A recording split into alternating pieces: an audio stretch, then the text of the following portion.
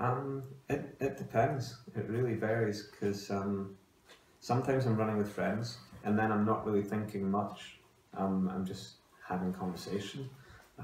If it's like a gentle training run. Sometimes I'm running with a purpose, like I'm running in a race.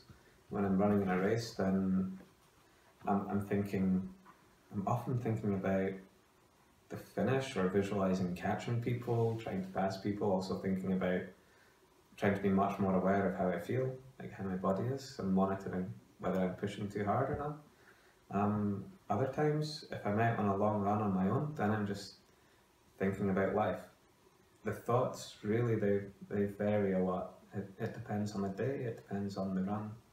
But one thing that is for sure is that I think a lot when I'm running.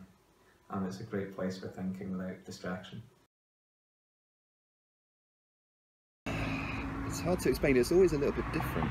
I've had it a few times. I had it in my first marathon 10, 11, 12 years ago now, which I made a lot of mistakes when I was running that, and I struggled like hell on the last 12k. It's as much physical as it is mental, this thing. Like, usually there's some kind of, okay, you're getting tired, maybe you've got cramps, maybe there's something else, but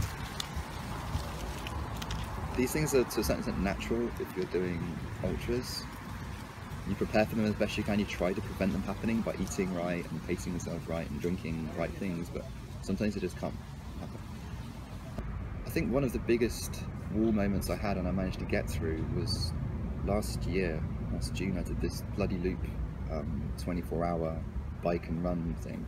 This again was a team event, which was a huge part of why I wanted to do it. And at about 3 in the morning, we were going through Campinos Park. We've been running since 10 AM the previous day.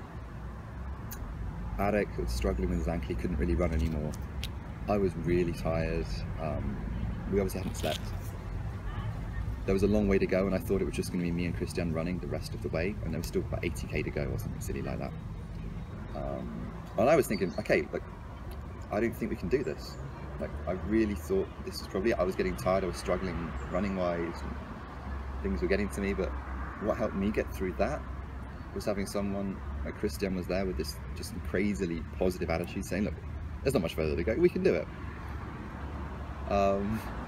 And that really inspired me at that moment where I had, really it was the mental side, I had a lot of mental doubts about whether we could actually do this, and the fact there was so much further to go, we'd have to do it just the two of us running and whatnot. So he kind of convinced me and said, okay, let's get to the next checkpoint, because we had checkpoints every 15k or something.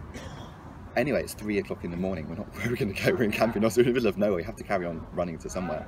Let's carry on to Modlin, that was where the next point was, and then we can see from there.